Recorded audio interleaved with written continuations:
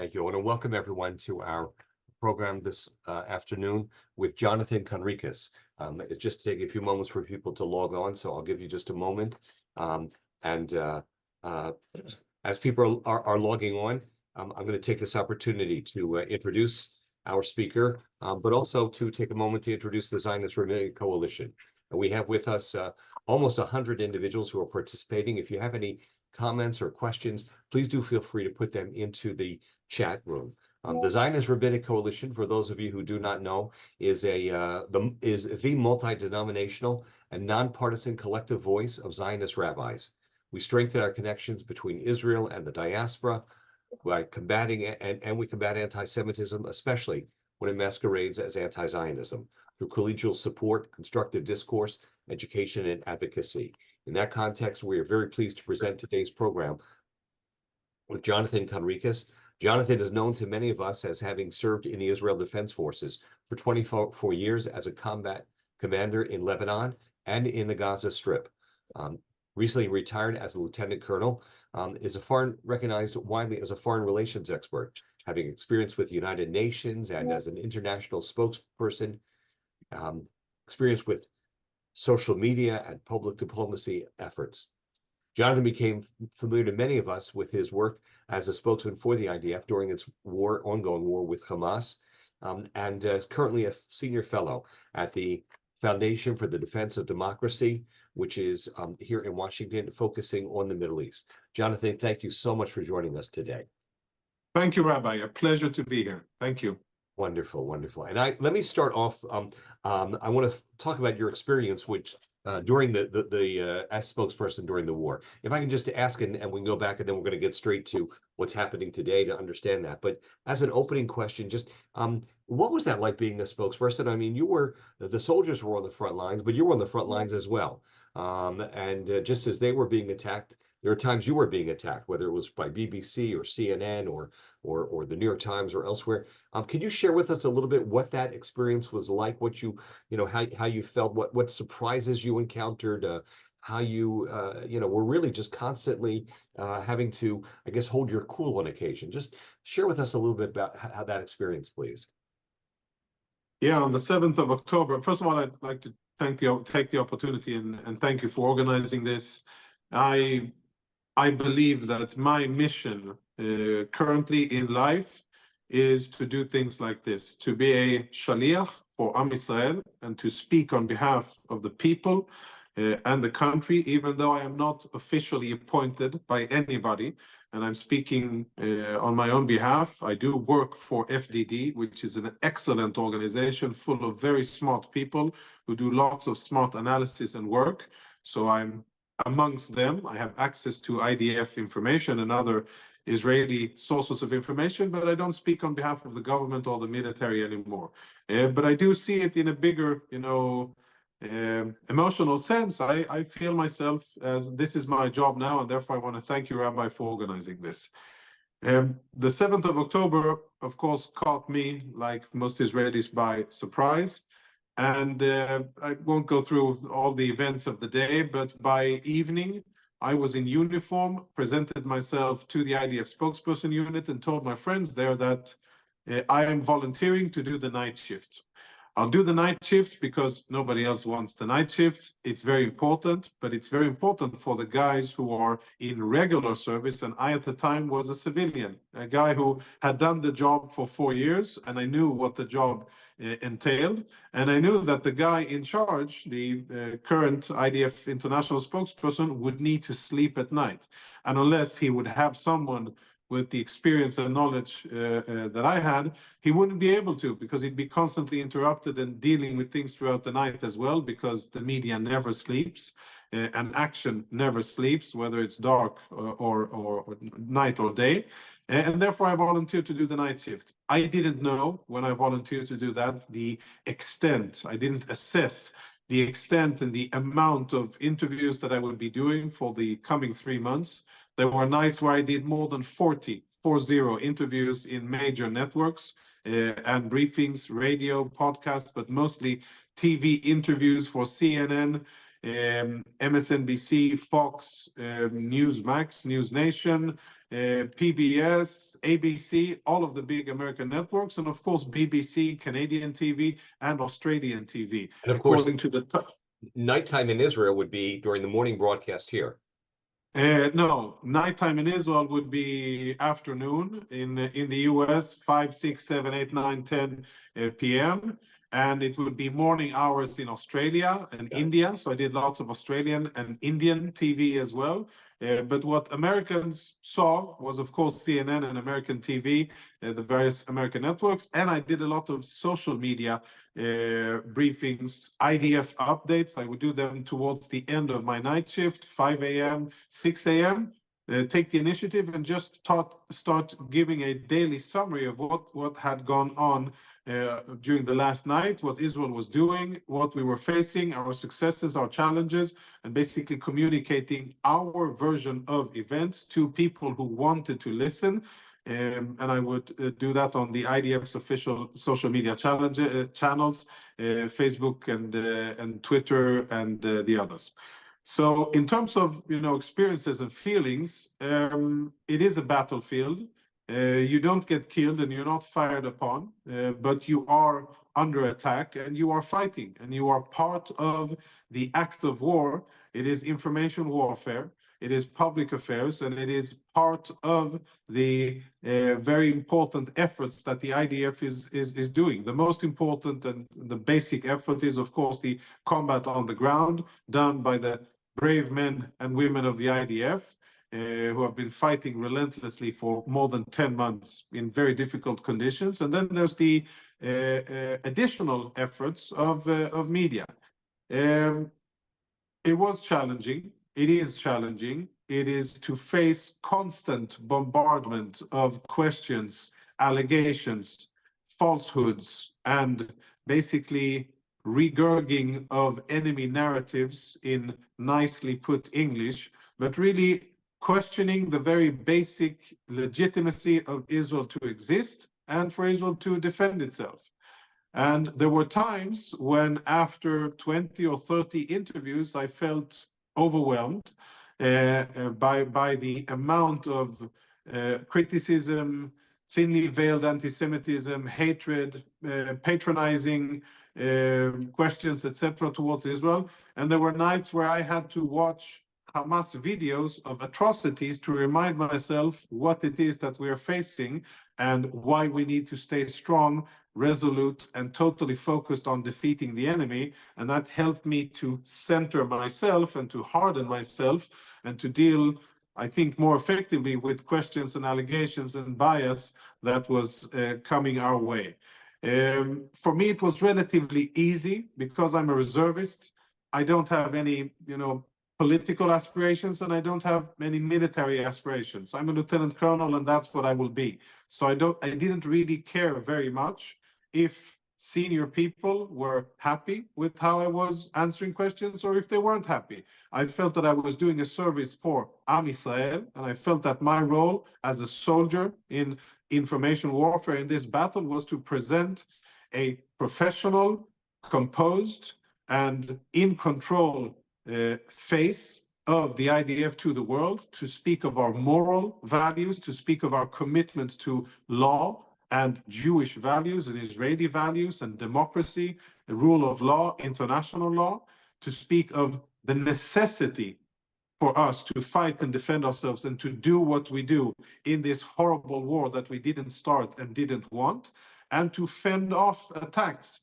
And I was relatively at ease to do it because I wasn't really concerned about what people thought. My real mission was to present Israel in the best way, and I didn't really bother myself with lots of noise and opinions. I got the messages from the IDF. I had access to the information. I understood what we wanted to say. I had my own very strong personal belief in the righteousness of our cause, in the righteousness of our fight against these very evil organizations. And I felt that my job was to present the best, calm and composed and professional view of the IDF that I could. Sometimes it was challenging. Many times it was challenging. Yeah. So I want to come back to a question. We have time at the end. how to understand media bias. But before we get to, let's go straight to what just has happened in the last couple of weeks. These major assassinations. Among the, let me just rapidly put out a couple of things. And that was number one, why now? And why, in regard to the taking out of Hania in Tehran, why in Tehran? Why not? Was that meant to send a message, based as you can understand, and so on? And is the Middle East a safer place or more dangerous place now after these assassinations? The Middle East is a very dangerous place, and it will continue to be unstable, full of terrorists, jihadis that are armed to their teeth with advanced weaponry, who have hatred in their hearts and the dark ideologies in their heads. It will continue to be like this, and it will probably get worse until the Iranian regime is tempered and dealt with and incentivized to stop their strategy against Israel, which is to build a ring of fire of different terrorist organizations around us and to keep us busy fighting for our very existence as a normal way of living.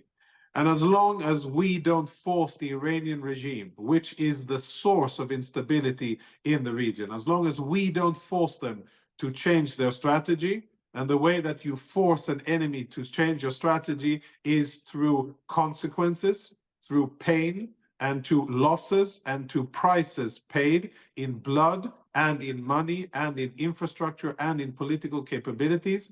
Until we do that, not anybody else, not by Shaliach, not by someone else, but until we do that, I do not think, my assessment is that we will not have peace and stability and lack of war in our region, because Iran will continue to fund and arm terrorist organizations against us. But is it possible to do that, Jonathan, to really neutralize, so to speak, Iran as an actor in the Middle East? That's kind of what you're saying. Yeah, I'm not saying to neutralize, because Iran is a big country with significant resources. There are 80 million people. They have lots of human talent. They have resources. They're a totalitarian regime that prioritizes their exponential or their expeditionary terror activities against Israel and their fight against the US. So to neutralize is not the word that I use. I'm saying to force them to change the balance of their strategy, which currently is that they have a lot of time, a lot of resources, and a lot of energy to play offense against us. And they're focusing very little of their energy on playing defense against us. And I would want that equation to change. And I think that Israel has, within its limited capabilities as a small but resourceful country in the Middle East, I think that we have abilities that we have not yet used that can make life very uncomfortable and even threatening for the Iranian regime. Not the Iranian people, but the Iranian regime. And so far, our strategy has been one of containing the situation and trying to limit Iran from actually building a nuclear bomb. This strategy is not working.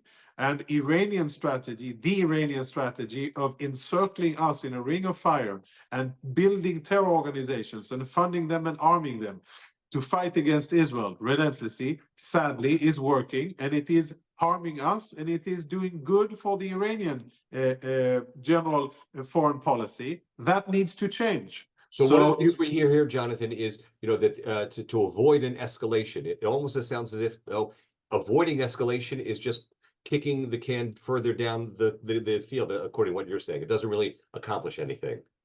We've been avoiding escalation with Hezbollah since 2006. We have been avoiding escalation with Hamas for many years, periodically having escalations that they started. But since Hamas took control in 2007, we have been trying to avoid escalation. We have been avoiding escalation with the Iranians and operating below a threshold, very little use of force and kinetics. And that has gotten us to a situation where we have existential threats on our doorstep, where Israeli civilians were butchered on the 7th of October, and where Israeli civilians have been evacuated from northern Israel because it is not safe to live in their homes within walking distance of the Lebanese border. And we have come to a situation where the Iranians, through continuous, relentless efforts, in spite of international sanctions that are not working, but the Iranians are focused on building a nuclear bomb. And what they have done is already crossed one major Rubicon of reaching a nuclear bomb, and that is to enrich uranium. They today have enough enriched uranium and enough centrifuges, but they have enough enriched uranium already for 15 nuclear bombs. It doesn't mean that they already have the capacity to produce a bomb and to fire it towards Israel. But the first component, the first leg or part of the triangle that is needed to have a bomb, enriched material, they have that. They do not perhaps yet have, we don't know, the mechanism, the detonating mechanism itself, and they may not yet have the ability to put those components together in a missile, fire it out of the atmosphere and down into the atmosphere again at Israel, but we do not know. But we know that they are advancing. So when you say avoiding confrontation, when people in Israel, even, you know, when you have a conversation with an Israeli family member, whatever, and you end the conversation by expressing your hope that the hostages will return, that the soldiers will return, and for there to be quiet, שיהיה שקט, שנחזור שיהיה שקט, right? I usually have the annoying tendency to actually say, well, yes, I want quiet and I want stability, but first we have to win. We have to defeat our enemies, and we have to take the battle to them.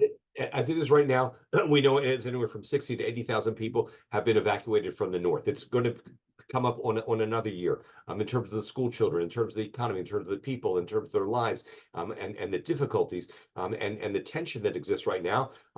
What is it going to take for to be able to return normalcy? And Hezbollah basically is, I heard someone say, has been able to almost conquer the north without having to really conquer the north. Yeah, it's an unprecedented achievement that Hezbollah has done. Never before in our history, in 76 years of existence, and even before that, has Israel actually shrunk in territory for such a long period of time, and Israeli civilians been forcefully evacuated from their homes. The Syrian army never did it, neither did the Egyptians or the Jordanians. And this Iranian terror organization, this quasi-military terror organization, Hezbollah, has been able to do it. But I'd like to zoom out for a second and think about how this can unfold. It's a catch-22 situation, okay? The war, from an Israeli perspective, cannot end, and it will not end, before it is safe for Israelis to go back home.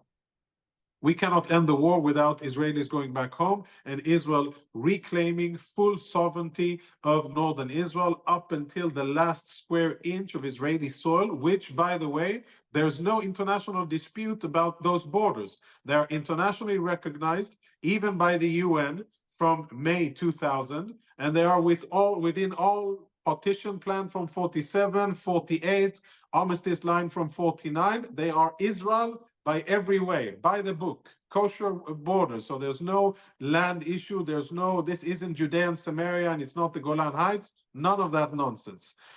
So this war can only end with Israel reclaiming that and Israelis returning safely to their homes. How can that happen? In my mind, and I hope I'm not overly simplistic, but I want to be clear, one of two options: either a diplomatic deal where Hezbollah, through international intervention and through incentives, agrees without a war, agrees to say, okay, we're going to step back 5 miles, 7 miles, north of the Litani, I think less probable, but 5 miles back, and we agree to a ceasefire, okay?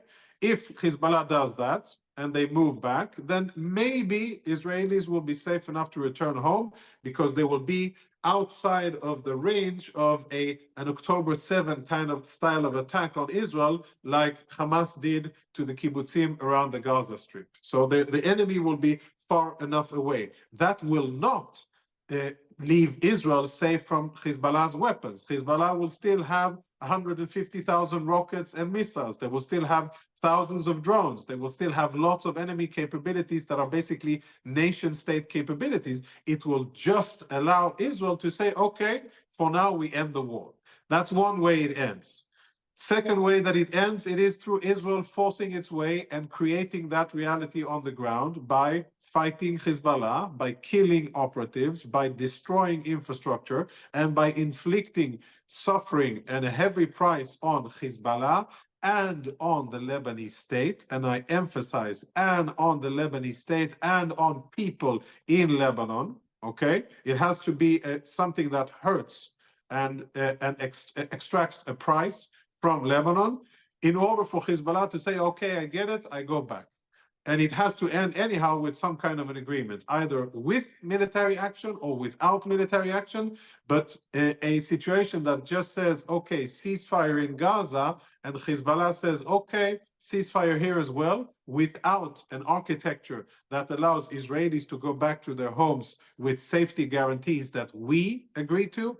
That is not an option. I don't think that this government or any government could agree to it. The IDF wouldn't be able to agree to it. And it would be a situation where the civilians themselves, who are brave, Zionistic, patriots, hardened people who are very brave, who live along the borders in kibbutzim and in moshavim, they'll say to the government, you're crazy. We're not doing this because we are not going to be the next October 7. We're not going to be the next hostages taken by Hezbollah. So that is the perspective of where we are now. That is how serious the situation is. And last sentence before you go on,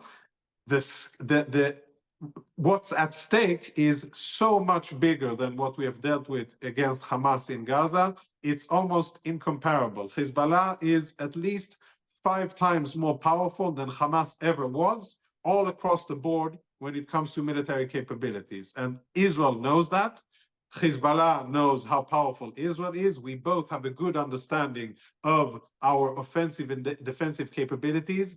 Let me be clear, Israel is way more powerful than Hezbollah, but Hezbollah is the biggest military threat that we face on our borders, and Hezbollah will have the ability to inflict significant damage on Israel, not to annihilate Israel, not to conquer Israel, not to defeat Israel, but to kill Israelis and create a lot of destruction in Israel, to rupture our infrastructure, to rupture our economy, to kill Israeli civilians and soldiers, and to do horrible things. They have the ability to do so. Israel has 10 or 15 times more the capability to inflict damage in Lebanon. And Hezbollah knows it, the Iranians know it, the Lebanese state know it. So it's a situation where for more than 10 months, what Israel has been doing is trying to contain the situation, avoid escalating it to a bigger war because we are busy fighting in the south.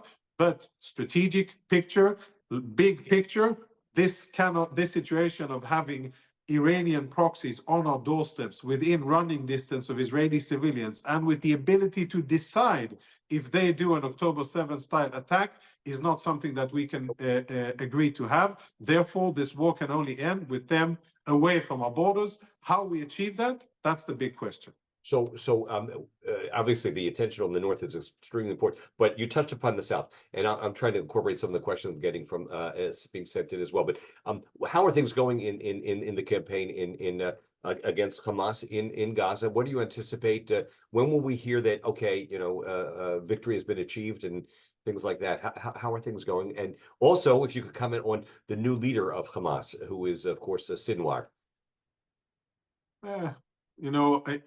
I try always not to underestimate my enemies and always be careful in my assessments of enemy strength.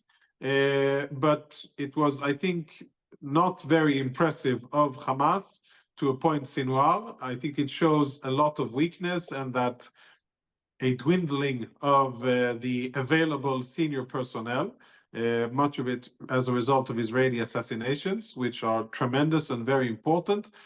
Yahya Sinwar, I mean, he's a murderer. He has Palestinian blood on his hands, buckets of it. He's in his own hands executed Palestinians who he alleged were collaborators with Israel. He has, of course, Israeli blood on his hands. He is a vile, psychopathic murderer who leads the military part of Hamas and who was the Gaza leader of Hamas. The most extreme hardliner, a man that is motivated by basic boiling hatred towards Jews and anti-Semitism and Israel, and believes that the way forward for him and the Palestinians is through jihad, relentless holy war against Israel, until they annihilate every Jew in Israel and establish a Sharia-based entity in what they call Palestine. That's his vision. That is what Hamas is. That is Hamas's charter, but he is the more extreme representative of that vision, based on religious fundamentalism, on personal ideology, and I think on unhinged, I'm no psychologist or psychiatrist, but on unhinged personality, where he's a psychopath. He's a murderer who has no problems murdering people with his own hands, and of course, no problem with causing murder and suffering. So sticking with that for a second, though, I've heard different stories that Haniyeh was the more moderate guy, so to speak, and taking him out is going to be problematic. On the other hand, I also heard, well, maybe now Sinwar will be able to be a little bit more amenable to a hostage deal and stuff like that. What's your assessment of that? Yeah, I smile because, that was how Western media was spinning it, that, oh, now crazy Israel has assassinated a moderate Hamas leader. And this was the guy who was trying to bring about the hostage deal.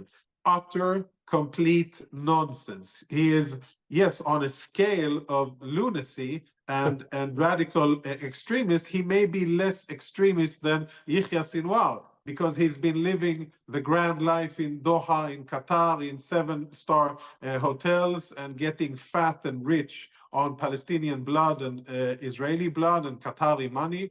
But he was a terrorist through and through, a person who believed that jihad is the only way forward for the Palestinians. He was an enabler, an important enabler, through his personal ties, his connections to Qatar, to Turkey, to the Iranians, and all of the other bad guys of the world.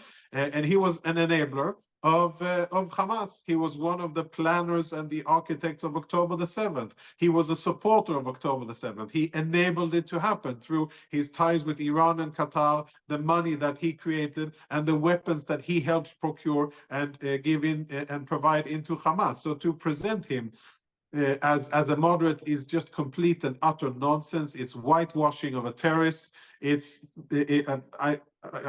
difficult to give an example of another terrorist organization, but I'll just suffice to say that it is complete nonsense. And with terrorists, you operate and you kill them. When the U.S. was able to assassinate or eliminate Osama bin Laden, people didn't say that, oh, that what will happen now, and maybe someone more extreme will come after him. No, he had blood on his hands, lots of American and also Jewish, but American blood on his hands, and therefore he was a target. And it took a lot of years. Israel did it faster with Haniyeh, but it took a lot of years, trillions and trillions of dollars, but eventually they got him. And when they got him, nobody said, oh, what a shame, and maybe this is escalatory, and now there will be more terrorists in the world. No, nonsense. Terrorists fight against you. The only way you defeat them is by killing them, and then making sure that the leaders who come after have a more difficult time to operate on their extremist agenda. With terrorists, unlike with nation states and democracies and other countries where you can make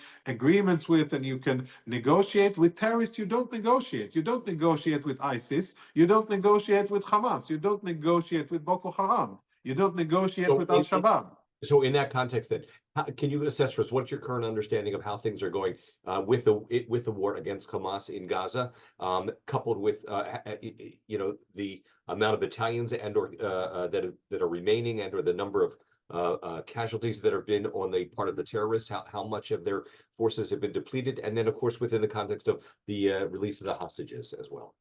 Yeah, so we have 115 hostages still in Hamas captivity, more than 300 days. Many of them, sadly, are presumed to be dead, are assessed to be dead. Some may still be alive. Some we simply do not know, but we fear the worst. Hamas has been using our hostages very effectively to slow down Israeli operations and to galvanize pressure on Israeli decision makers and on the Israeli military. And they've been using it as their shield and lifeline in order to stay alive. Sadly, I am very pessimistic about the chances of getting our hostages back. I would love to be totally, utterly wrong about this. Nothing would make me happier. but I do not believe that Hamas will release our hostages in any significant way. I think that they will hold on to them until it is too late, sadly, because this is what their existence relies on and their very survival relies on. In terms of military situation, Israel, the IDF, is defeating Hamas. Defeating Hamas and militarily this is dismantling their military capabilities, and I'll divide it into different components of military capacity. Personnel, at least 16,000 Hamas combat operatives, terrorists, people that have military training and are fighters, terrorists, have been killed by the IDF over the last 10 months. Approximately twice that amount have been wounded and taken out of action. And that covers a significant percentage of Hamas's combat strength as of pre-October 7. Out of the battalions, the 24 battalions that Hamas had before the war, the Israeli assessment are that there are 3 or 2 battalions that still have some kind of fighting capability in terms of hierarchy, command and control, logistic capabilities, intelligence capabilities, and the rest are all but rendered that they are not combat capable. There are still small cells of Hamas combatants that have weapons, small supplies, personal arms, IEDs, RPGs, etc., that can continue to fight on the ground, and they continue to fight, and they are killed every day by the IDF. But there are still Hamas combatants on the battlefield in Gaza. But in terms of personnel, leadership, higher military leadership, mid-level military leadership, and low-level military leadership, very significant attrition, which is a nice word of saying that we have killed many of the Hamas leaders.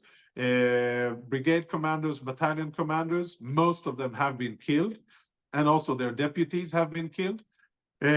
Infrastructure, tunnels, IDF hasn't said lately how many percentage of the tunnels have been eradicated, but last assessment was many months ago, and then we were speaking about approximately 40%. I would assume that many more miles of tunnels have been detected, researched, and eventually destroyed by the IDF. And almost every day, the IDF issues statements about this or other tunnel being exposed and destroyed, especially in Rafah. Rocket capabilities. You can judge a lot of your enemy's capacity to fight by their actions. Never mind assessments that you think what they have. You look at their actions. When Israel assassinated Ismail Haniyeh, if Hamas had significant capabilities to use in order to take revenge, I think it's safe to assume that they would have done so. What did they do? Almost nothing. They fired rockets towards Yavne, which is south of Ashdod, and towards Kiryat Malachi. None of them hit, no damage. They were intercepted or fell in open areas, and that was it. That was the response of Hamas to the killing of its political leader by Israel during war. And that goes to show how degraded their military capabilities are, specifically their strategic ability to fire towards big centers of population, Ashdod, Beersheba, Tel Aviv, and other places. They do not possess these capabilities. So what will happen?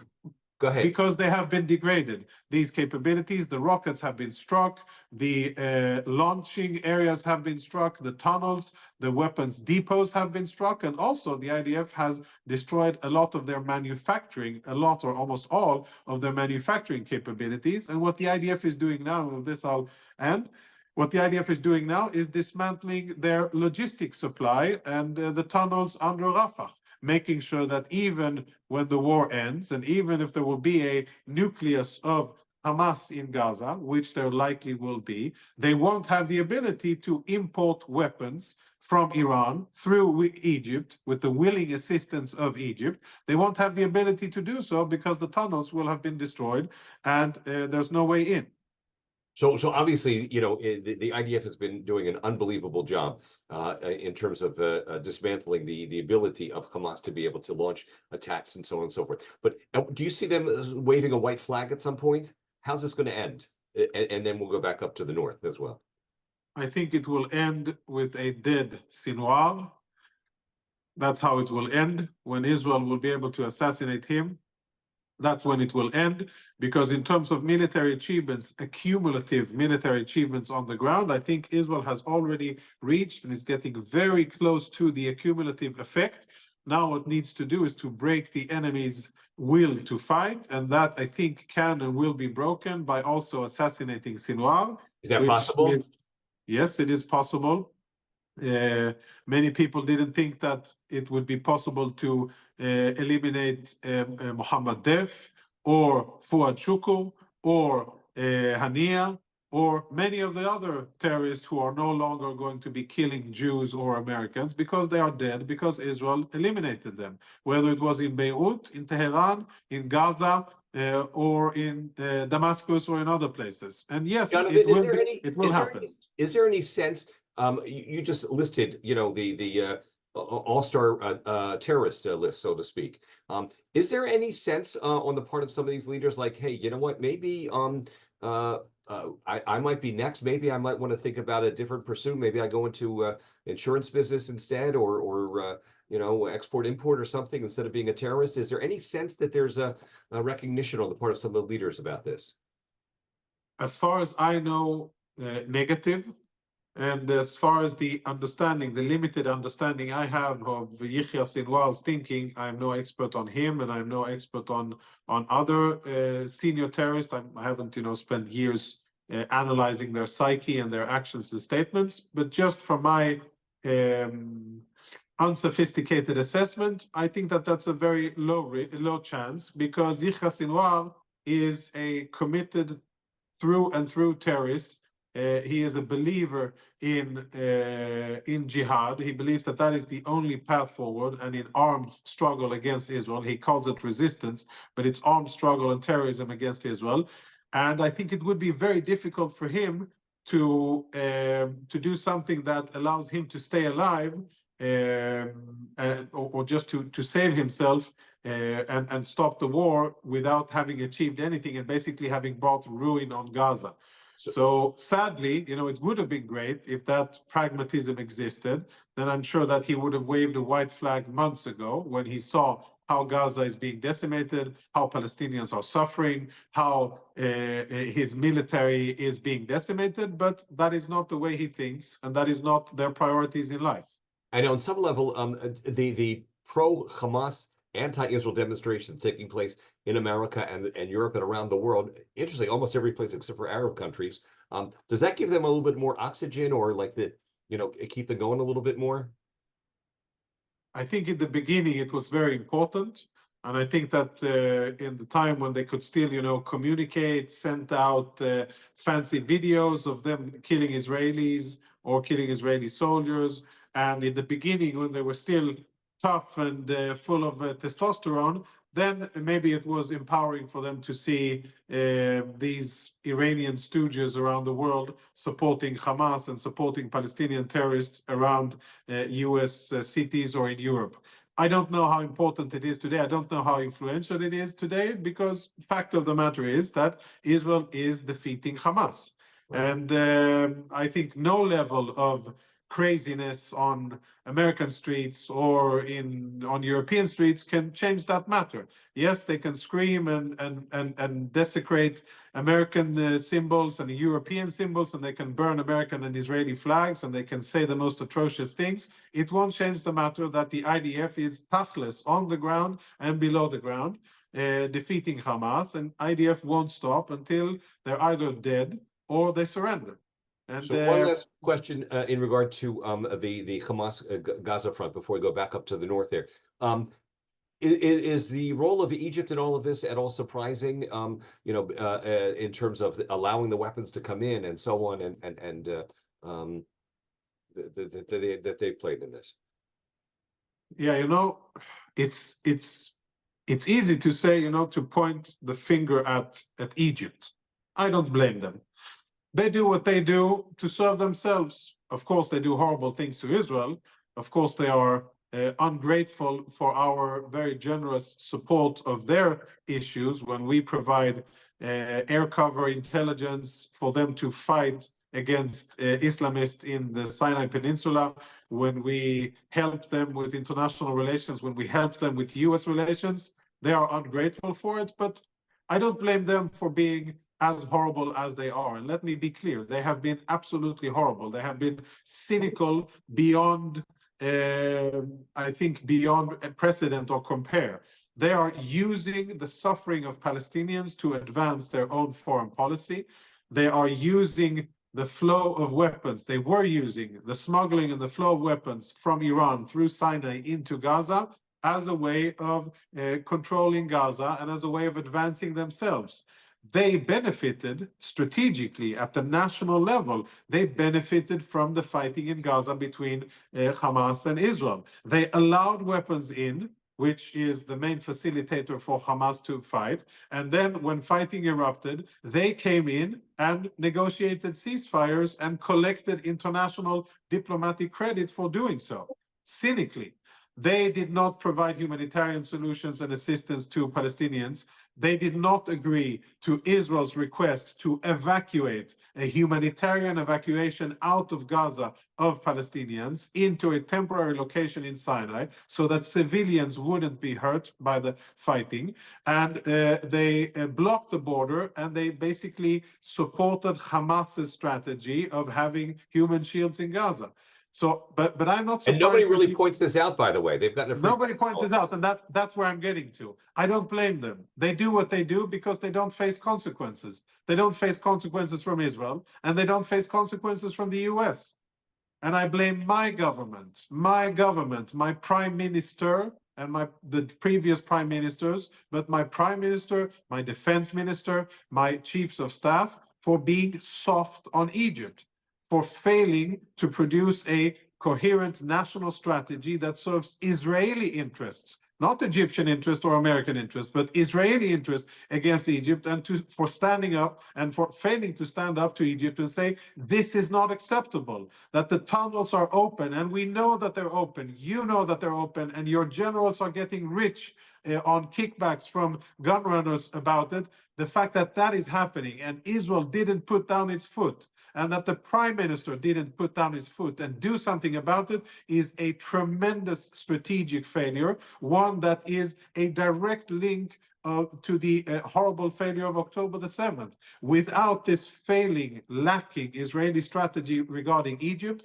Hamas and Islamic Jihad in Gaza would never have been able to become what they became. October 7 would never have happened had we put down our foot and prioritized this with the Egyptians and said, no, there will not be open tunnels. There will not be the tunnels that now finally, the IDF, it's been sitting on these videos for weeks and months of tunnels big enough for trucks to go through, right? You saw a Humvee, a big Humvee truck, and you can pass a Ford F-150 through these tunnels. These are the tunnels that allowed Hamas to grow to what it grew today, to have rockets that are big enough to be fired at Tel Aviv and beyond. How did that happen? Under the knowing eyes of the Egyptian regime, and without Israel doing anything about it, and without Israel forcing the Egyptians by diplomacy and by whatever means available to change and to do something about it and to stop it. And that is, I think, a tremendous strategic failure by Israel, by this prime minister, by previous prime ministers, by Minister of Defense, and by the defense establishment, but it's first and foremost by the political echelon. And this was a key enabler for all of the suffering that we see now. So in that context, talking about that, I mean, in many respects, there were also, after the last war with Hezbollah and Lebanon, also regulations and United Nations resolutions that were passed. I think it was 1171 or 1711. They're not supposed 1701. to be 1701. They're not supposed to be any rockets there. And there again, Israel kind of like, didn't really, I don't know, they're there. So that takes us back up to the north. And the question is, the United States, what we're hearing is pressuring Iran not to respond. I assume that means holding a stick over Iran. If you do, there will be repercussions. There will be military repercussions, economic, et cetera, et cetera. I hate to ask this question almost, but is there possibly a carrot involved as well? Is there maybe any kind of a backdoor deal like, oh, and we'll give you a few more $1 billion if you stay out of this or something? So it's a good question, because I'm asking myself, what's taking so long? You know, the Iranians, I credit them with being cool-headed strategic planners and disciplined strategic operators. That is what has allowed Iran to achieve what they've achieved over the years, and that is to encircle Israel with their terrorist proxies and to basically fight Israel to the last Arab. Palestinians, Lebanese, Syrians, Jordanians, whatever, they use them all in order to fight against us, and they do it very strategically and cunningly. What surprised me after the brilliant assassination of Ismail Haniyeh was the very fast and what I interpret as a reckless knee-jerk response by the supreme leader, who committed to saying, we are going to retaliate, we are going to strike Israel.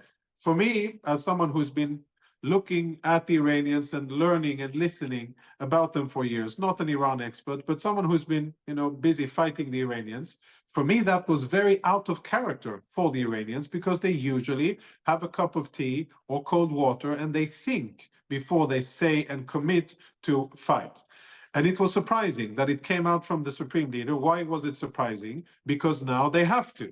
Now it's a matter of, again, saving face. They've already been added lots of insult to injury when Israel took out Haniyeh in their capital, in a house belonging to the Revolutionary Guard. And there are many theories of how Israel did it, and that's wonderful. And I want to keep everybody guessing, especially the Iranians, whether it was agents who planted a bomb, or agents who fired a spike missile, or a plane that dropped a bomb. All answers could be correct, and I would love for them to keep on scrambling, never to know how Israel did it. But the bottom line is that it's taking a lot of time.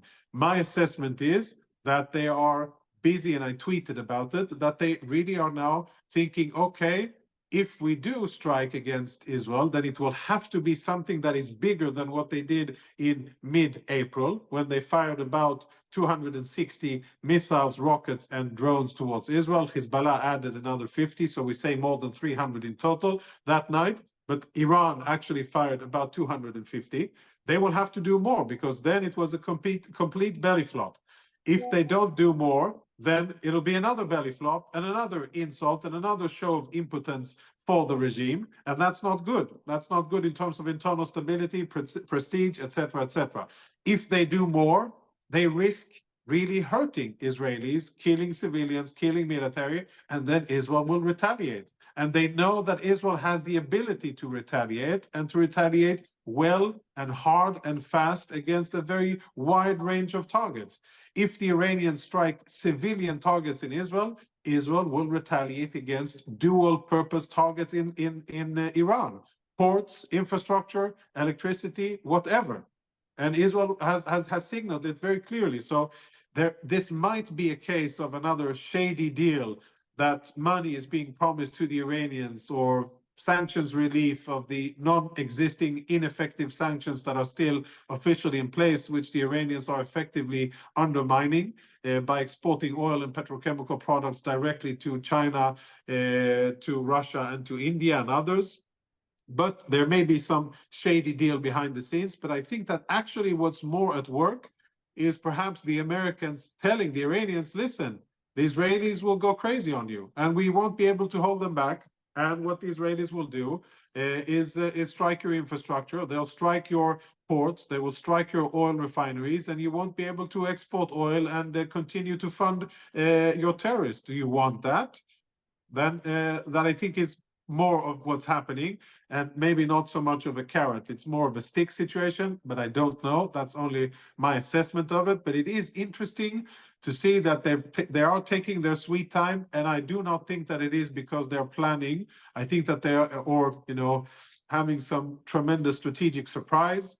I think we have a good understanding of their capabilities. Their capabilities are significant. They have lots of missiles, lots of drones, lots of rockets that they can fire. They have terrorists at their disposal. They have significant capabilities to inflict damage in Israel, but they also know that Israel will dust itself off and very quickly retaliate. And they are, I think, are considering that retaliation.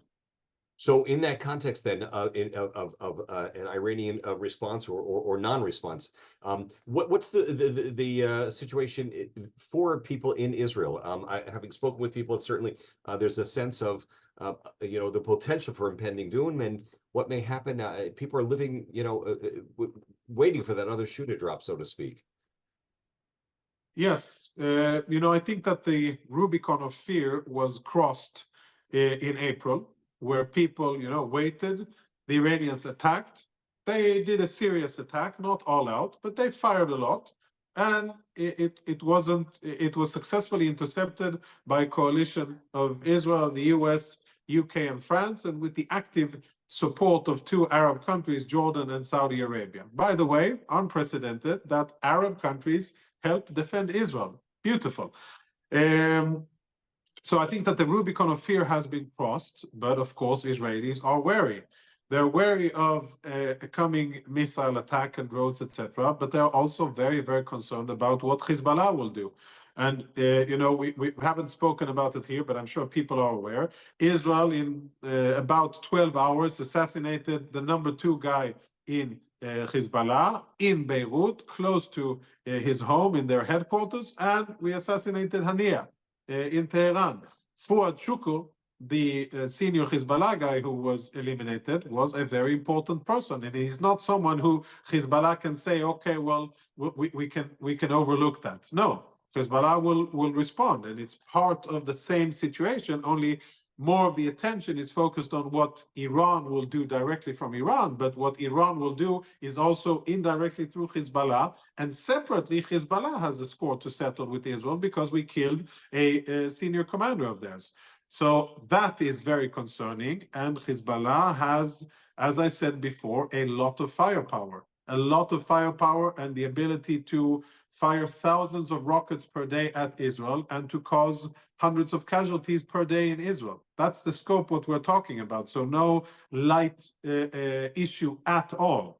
Very, very significant, very threatening to Israelis. And that, I think, Israelis take very, very seriously. The Lebanese and Hezbollah, I think, take very seriously the consequences of what Israel would do. If Hezbollah go all out, if they fire towards Tel Aviv, if they fire hundreds or thousands of rockets towards Israel, of course, Israel will retaliate and will do it very, very strongly. And Beirut will not be the same. Southern Lebanon will not be the same. And I think that what Israel will do will be in a very short, condensed time, not 10 months of fighting in Gaza, but in a short, condensed time, inflict tremendous damage on Hezbollah, on the infrastructure that supports Hezbollah, and on anything near it in Lebanon. And I think Hezbollah are aware of it, and that's also forcing them to calculate. So in Lebanon, Hezbollah basically controls things, but there are Lebanese people, and there is kind of a Lebanese government, so to speak. It's not necessarily with Hezbollah. Similarly, let's talk within the context of Iran. There's not tremendous satisfaction with the government there as well, but of course there's no real there is opposition, but they haven't been able to mount anything. Are those factors at all possible in either of those two countries of people rejecting Hezbollah in Lebanon and or rejection of the Ayatollah regime in Iran? Any prospects or possibilities of that which would really obviously be major game changers in the Middle East?